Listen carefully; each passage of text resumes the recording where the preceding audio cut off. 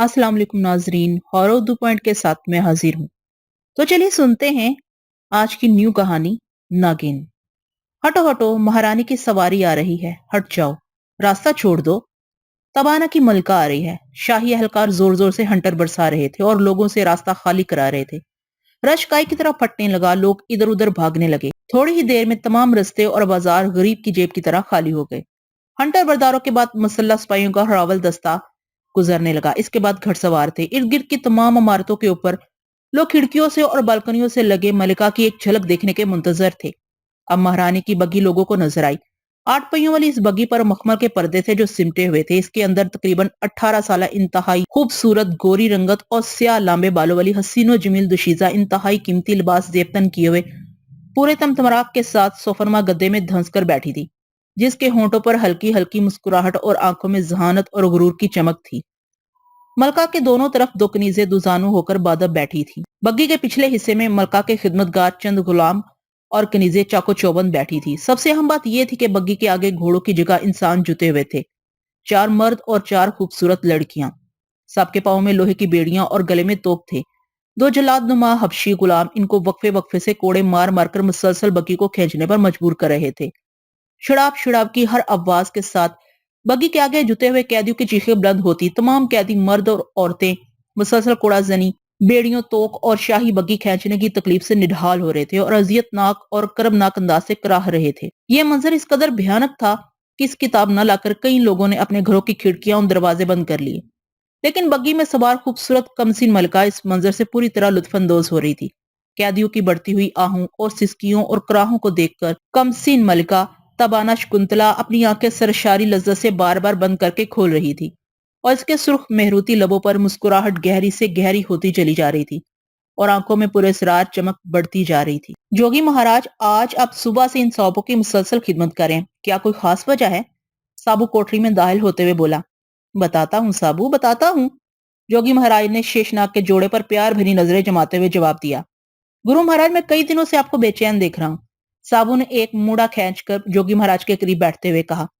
साबू, तुमने बरसों मेरी खिदमत की है और मैंने भी तुम्हें अपना शागिर्द नहीं बल्कि बेटा समझा है।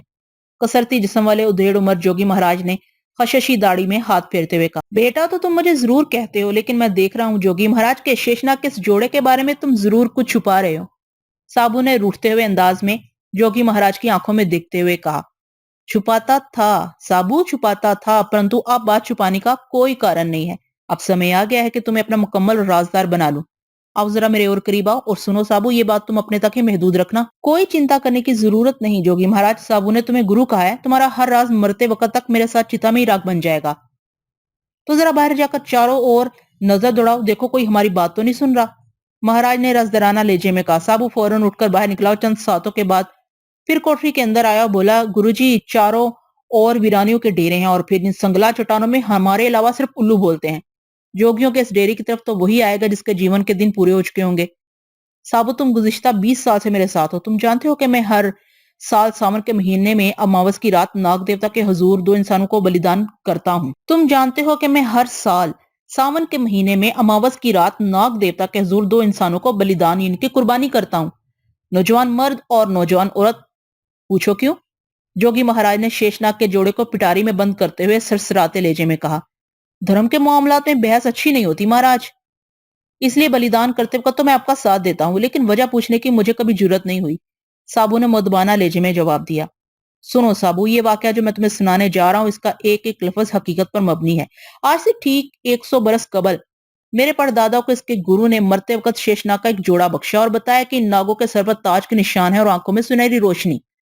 आंखों की सुनहरी रोशनी से ये बात साबित है कि ये बादशाह सांप है और इनकी उम्र आम सांपों के मुकाबले में खासी ज्यादा है। और अगर ये 100 साल तक जिंदा रह गए तो ये ना सिर्फ इंसान के रूप में आ जाएंगे बल्कि हर जानदार का रूप धार सकेंगे। जमीन के तहों में छुपे हुए खजाने भी इनकी दस्तरस में होंगे और इस वक्त ये जिसके कब्जे में होंगे ये उसी के गुलाम होंगे। लेकिन इसके लिए जरूरी है कि हर सावन को अमावस की रात नाग देवता के हुजूर एक मर्द और औरत की बलि की जाए। 28 बरस मेरे दादा ने हर साल ये रस्म निभाई। इसके बाद शेष नागों का ये जोड़ा मेरे दादा के सुपुर्द करके मुल्क के अदम सुधार किया।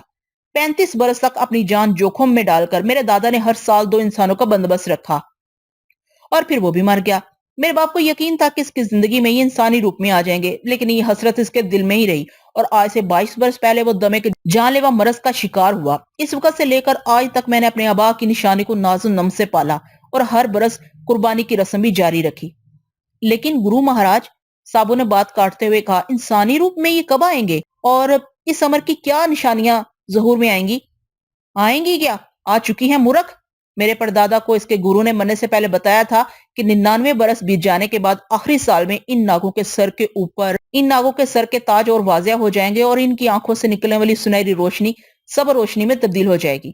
پچھلے سال جب میں نے 2 جوان بہن بھائیوں کو جنگل میں سفر کرتے اپنے کوبرا سانپوں سے ڈرا کر اغوا کر لیا تھا اور ساون کی حبس زدہ اماوس کی رات جب چاند بالکل غائب اور رات مکمل اندھیری ہوتی ہے کو اسی پہاڑ کی چوٹی سے بنے ہوئے 1000 سال پرانے ناگ دیوتا کے مندر میں دیوتا کے بت کے نیچے خنجر سے ذبح کیا اور ان کے خون سے غسل دیا اور ان کا خون پلایا، تو دوسرے ہی دن میں نے دیکھا کہ ان کے سروں پر تاج کے نشان مکمل طور پر واضح ہو گئے اور آنکھوں کی سنہری روشنی تیز سبز روشنی میں تبدیل ہو گئی ہے۔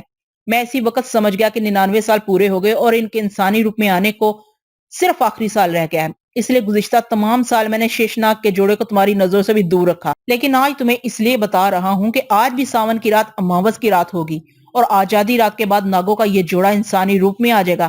سنا تم نے سابو؟ آج میں دنیا کا سب سے خوش قسمت اور طاقتور انسان بن جاؤں گا۔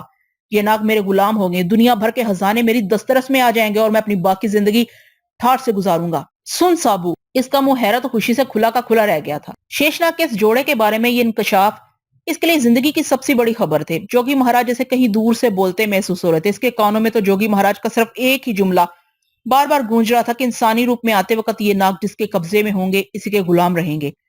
سابو جو جوگی مہاراج کا گزشتہ 20 برس سے غلام بے دام چیلا اور نمک خوار تھا، اس کی نیت میں کھوٹ آنے لگا۔ وہ سوچنے لگا کہ مہاراج کو ٹھکانے لگا دیا جائے تاکہ یہ بادشاہت اس کے حصے میں آئے، لیکن اس سے پہلے چند ضروری معلومات گرو سے لینا ضروری تھا، لہٰذا رات تک گرو کا زندہ رہنا بہت ضروری ہے۔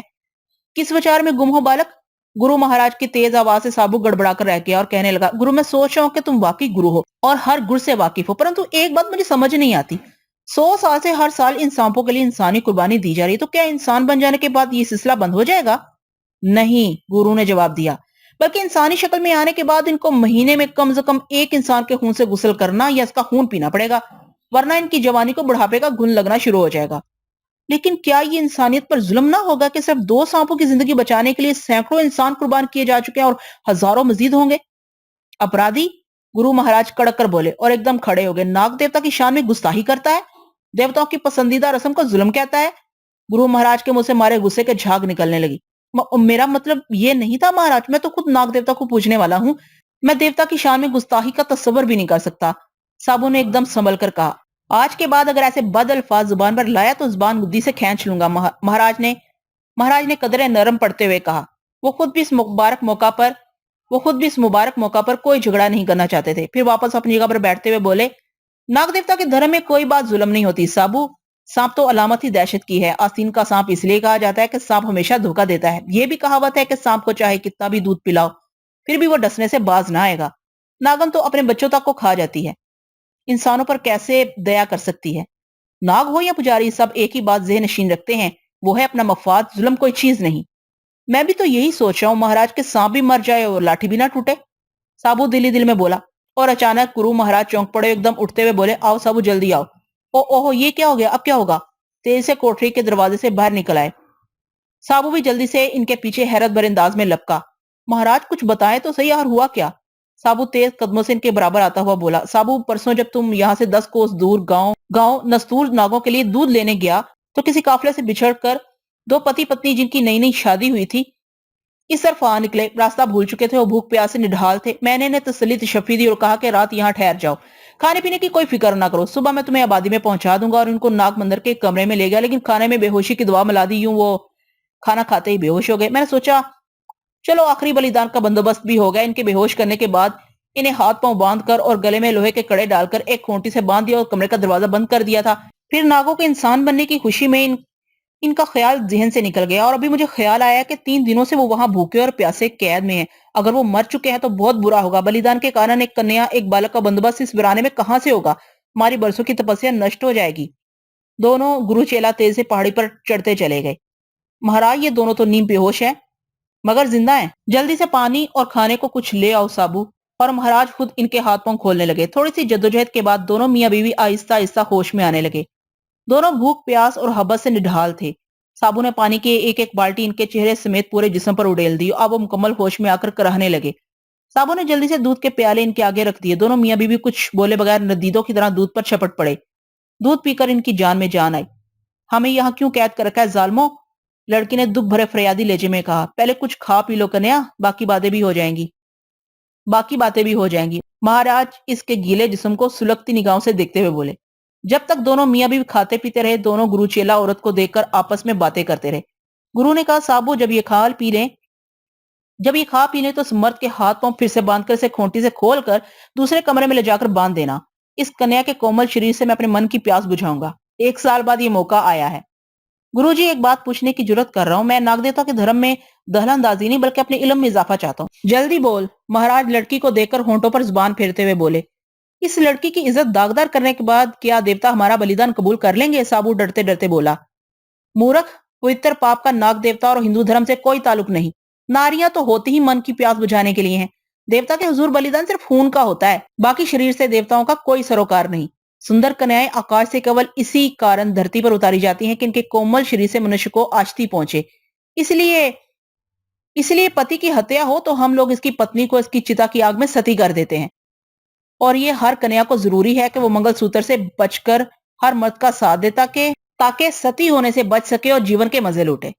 مہاراج نے تفصیل بتائی اور سابو سب کچھ سمجھنے والے انداز میں گردن ہلانے لگا۔ فوری طور پر اٹھ کر لڑکی کے خاوند کے ہاتھ پاؤں تیزی سے باندھنے لگا۔ یہ کیا کر رہے ہو؟ لڑکی کے خاوند نے احتجاج کی کوشش کی، لیکن سابو کے آگے اس کی ایک نہ چلی اور سابو اس کے ہاتھ پاؤں باندھ کر طاقتور کندھے پر اٹھا کر اسے مندر کے حال میں ناگ دیوتا کے بت کے نیچے رکھ کر ایک کھونٹی سے اس کے گلے کی زنجیر کو باندھ دیا۔ اب ایک دفعہ پھر وہ مرد مکمل طور پر شکنجے میں تھا۔ اس کام سے فارغ ہو کر سابو جب پہلے کمرے میں آیا جہاں وہ لڑکی اور مہاراج کو چھوڑ گیا تھا، تو ٹھٹک کر رک گیا۔ لڑکی چیخ رہی تھی اور گرو مہاراج سے رحم کی درخواست کر رہی تھی۔ 7 سروں والے ناگ دیوتا کا بت پھن پھیلائے کھڑا تھا۔ اس کے نیچے 3 فٹ بلند پتھر کا تخت پوش تھا، جس پر دونوں پتی پتنی اریاں حالت میں پشت کے بل بندھے ہوئے تھے۔ دونوں کے ہاتھ اور پاؤں مضبوط ڈوریوں سے کسے تھے اور ڈوریوں کے سرے فرش پر ایک دوسرے کی مخالف سمت گڑے کنڈوں سے باندھ دیے گئے۔ اب ان کی زیادہ حرکت ناممکن تھی۔ مندر کے 30 فٹ لمبے ہال میں صرف ایک دیا ٹمٹما رہا تھا، جس کی مدھم روشنی میں مندر کی دیواروں پر بنے ہوئے سانپوں کے نقش و نگار انتہائی پراسرار منظر پیش کر رہے تھے۔ باہر ساون کی کالی سیاہ رات میں بادلوں کی گھن گرج صاف سنائی دے رہی تھی۔ گرو مہاراج تخت پوش سے 5 فٹ دور سانپوں کی پٹاری آگے رکھے 2 زانو بیٹھ کر ہاتھ میں خنجر تھامے ناک منتر کا جاپ کر رہے تھے، اور سابو ان کے پیچھے ہاتھ باندھے کھڑا انہیں تنزیہ نظروں سے دیکھ کر زیر لب مسکرا رہا تھا۔ بری طرح کس کر بندھے ہوئے میاں بیوی کی آنکھیں خوف سے پھٹ رہی تھی۔ اب انہیں اپنی موت کا یقین ہو چلا تھا۔ ان کے جسم ہولے ہولے لرز رہے تھے۔ جاپ مکمل کر کے جوگی مہاراج سیدھے ہاتھ میں خنجر تھامے 90 تلے قدموں سے تخت پوش کی طرف بڑھنے لگے، اور پھر قریب پہنچ کر ایک ساتھ رک کر ایک دم خنجر عورت کی شہرک پر رکھ دیا، اور اسے قبل کے عورت چیختی۔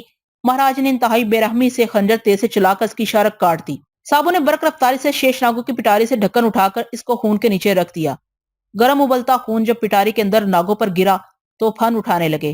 سابو نے پٹاری زمین پر گرتے خون کے عین نیچے رکھ دی۔ چند ہی ساتوں میں مہاراج نے مرد کی گردن بھی کاٹ دی، اور اب دونوں میاں بیوی کے نرخرے سے خرر خرر کی آوازیں مندر کے پراسرار ماحول کو مزید خوفناک بنا رہی تھی۔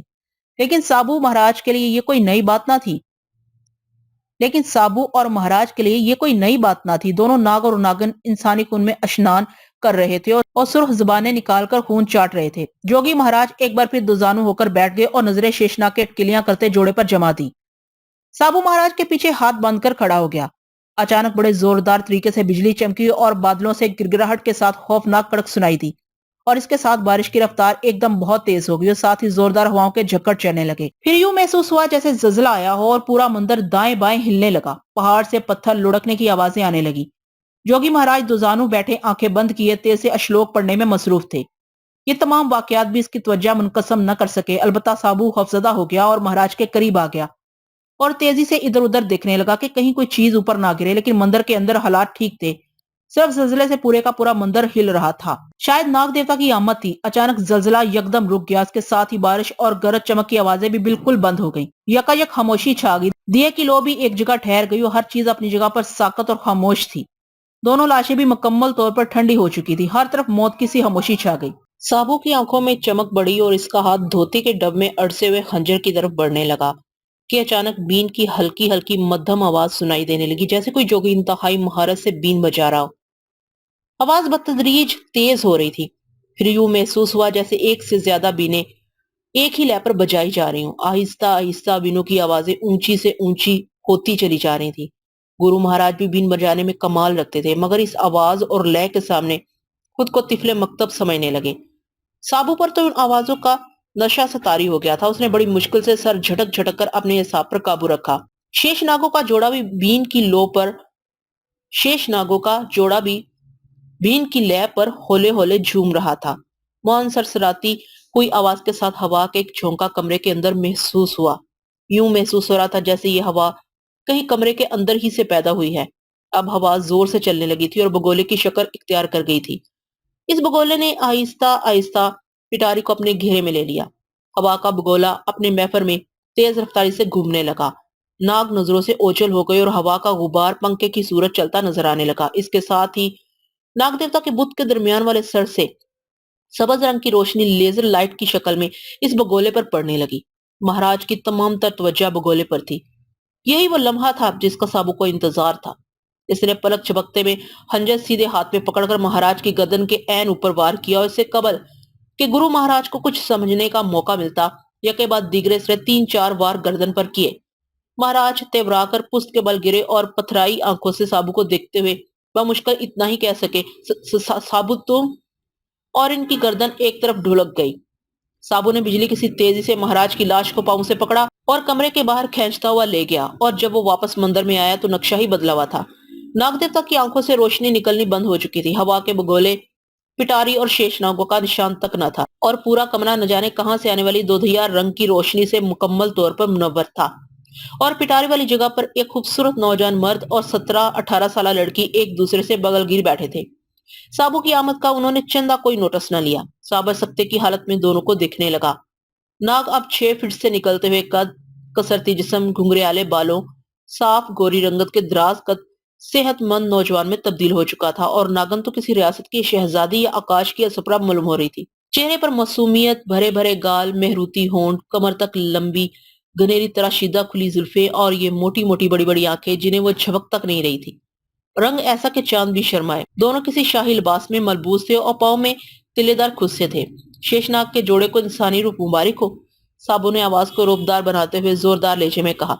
लड़का और लड़की दोनों साबू को देखने लगे और आहिस्तगी के साथ एक दूसरे से अलहदा हो गए। वो अजीब सी नजरों से साबू को देख रहे थे। साबू इनसे आंखें ना मिला सका, इसने अपनी आंखें नीचे कर ली और बोला, 100 सालों से मेरे आबा ने तुम्हारी खिदमत की है और तुम्हें दूध पिलाया और हर साल नाग देवता के हुजूर इंसानी बलिदान सावन में मावस की रातों को पेश किया और तुम्हें इनके खून से गुसल दिया गया और खून चटवाया गया। ये सारे अवामल मुकम्मल 100 बरस तक बगैर किसी वक्फे से किए गए। जब तुम दोनों की उम्रें चंद साल थी तो मेरे परदादा के गुरु ने तुम्हें मेरे परदादा को बख्श दिया था। इनकी मौत के बाद मेरे दादा ने और इसके बाद मेरे बाप और फिर मैंने तुम्हारी हिफाजत की। आज 100वें बलिदान और उम्र की सदी तय कर लेने के बाद तुम्हें नाग देवता ने इंसानी रूप बख्श दिया है, लेकिन चंद बातों का तुम दोनों को ख्याल रखना जरूरी है। पहली बात यह है कि हर माह तुम्हें इंसानी खून की जरूरत होगी, वरना तुम्हारी जवानी कायम ना रह सकेगी। दूसरी बात याद रखने वाली ये है कि आग से बचकर रहना, वरना मर जाओगे। ये बात तुम दोनों के इल्म में होगी कि तुम मेरे गुलाम हो और मेरा हर हुक्म मानने के पाबंद हो। आज से तुम्हारा नाम अर्जुन। नाग की तरफ इशारा करने के बाद वो नागुन को देखकर बोला, और तुम्हारा नाम शकुंतला है। इतना कहते हुए उसने नाग और नागन से जैसे ही नजरें मिलाई, इसे यूं महसूस हुआ जैसे दोनों की आंखों से शोले निकल रहे हों। अर्जुन और शकुंतला इसे इंतहाई गुस्से से देख रहे थे। अर्जुन यानी नाग के होंठ हिले और गूंजदार आवाज सुनाई दी, साबू, गुरु महाराज कहाँ हैं? साबू एकदम गड़बड़ा कर रह गया, मगर संभल कर तेजी से बोला, मैंने तुम्हें पाला पोसा है, मैं ही गुरु हूँ, तुम्हें मेरा एहतराम करना चाहिए। साबू, अर्जुन शोलाबार निगाहों से उसको देखते हुए बोला, हम इंसानी रूप में अभी अभी जरूर आए हैं, मगर गुज़िश्ता कई सालों से हमारे अंदर कई इंसानी खुसूसियात पैदा हो गई थी। हम इंसानों की तरह देख, सुन और समझ सकते थे। हमने गुरु महाराज और तुम्हारे दरमियान होने वाली गुफ्तगू भी सुनी। तुम इसके चेले, हम तुम्हारे नहीं। गुरु जी महाराज के गुलाम हैं, जिनकी नस्लों ने हमें हिफाजत में रखा। नागन, जिसको साबू ने शकुंतला का नाम दिया था और जो अब तक खामोश खड़ी थी, फौरी तौर पर यह बोली, साबू जल्दी से बताओ महाराज कहाँ हैं, वरना हम तुम्हारा खून पीकर ही अपनी इंसानी जिंदगी का आगाज करेंगे।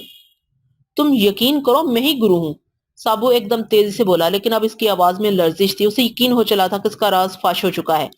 नाग और नागिन इसकी सोच से भी ज्यादा सलाहियतों के मालिक थे। वो सांपों के रूप में होते हुए भी महाराज को पहचानते थे और सारी बातें समझते थे। अब साबू को मौत सर पर नजर आने लगी। वो अचानक मौत के खौफ से बदहवास होकर दरवाजे की तरफ भागा, लेकिन चंद ही कदम चला होगा कि अर्जुन ने कलाबाजी खाई और पलक झपकने में नाग की शक्ल इख्तियार कर ली। साबू के दरवाजे से बाहर निकलने से बेशतर ही नाग ने उसे जा लिया, उसकी गर्दन के गिर्द लिपट गया और साबू के ऐन सामने सुर्ख रंग की जुबान निकाल के इंसानी आवाज में बोला, चलो वापस चलो। साबू इस दहशतनाक सूरत हाल से संभल न सका और बेहोश होकर गिर पड़ा।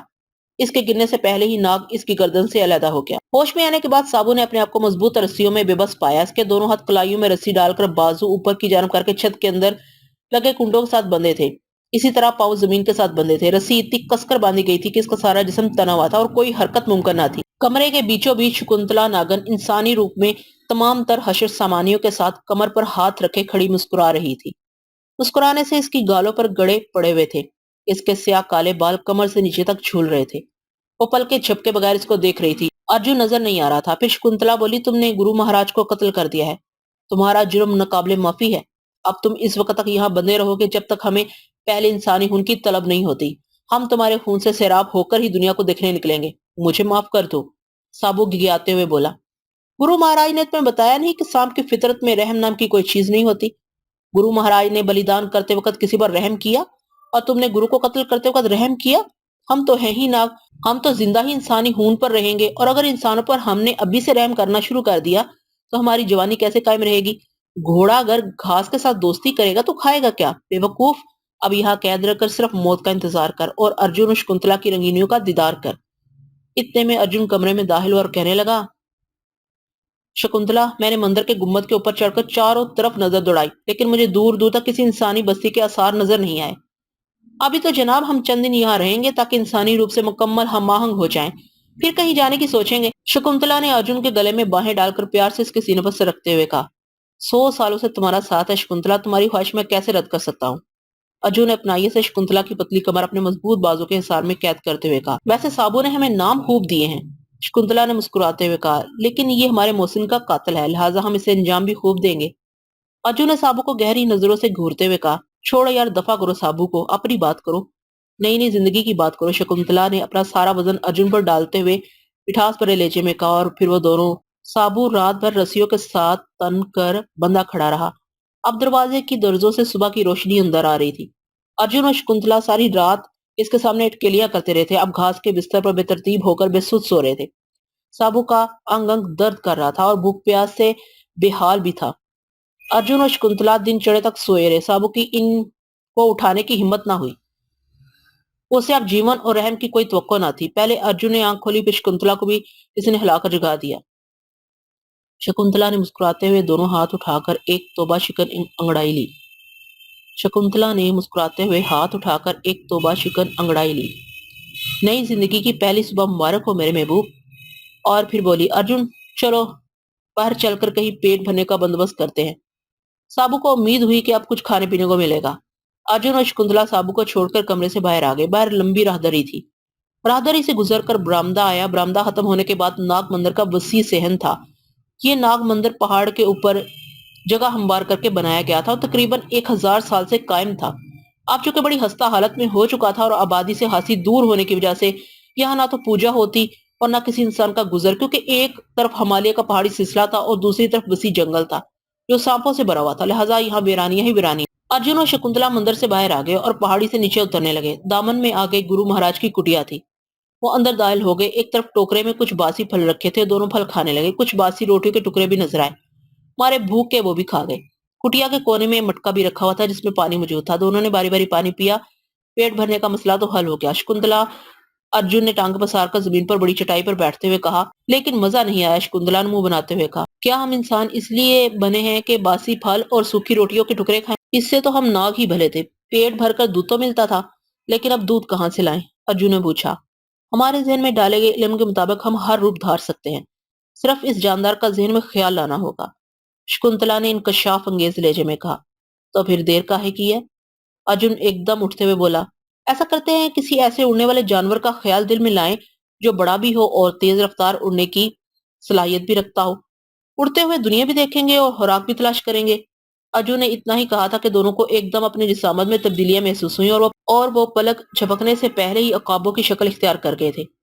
واہ اب مزہ آئے گا، شکنتلا نے اپنے پر پھیلا کر انسانی آواز میں کہا، اور پھر چند لمحوں بعد دونوں آسمان کی وسعتوں کا سینہ چاک کرتے ہوئے جنگل کے اوپر پرواز کر رہے تھے۔ یہ خاصا بڑا اور گھنا جنگل تھا۔ دن کے وقت بھی سورج کی روشنی کو زمین تک پہنچنے کے لیے ہاتھی تگدو سے کام لینا پڑتا تھا۔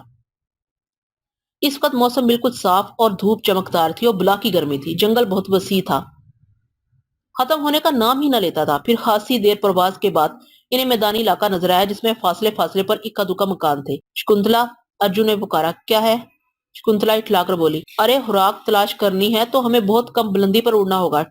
ٹھیک ہے، شکنتلا نے اتفاق کیا۔ اب دونوں نے اپنی بلندی کم کر لی تھی۔ خاصا نیچے آ کر انہوں نے دیکھا کہ چند بھینسیں کھڑی ہیں۔ غالباً کوئی چرواہا انہیں چرنے کے لیے چھوڑ کر کہیں قریب ہی بیٹھا تھا۔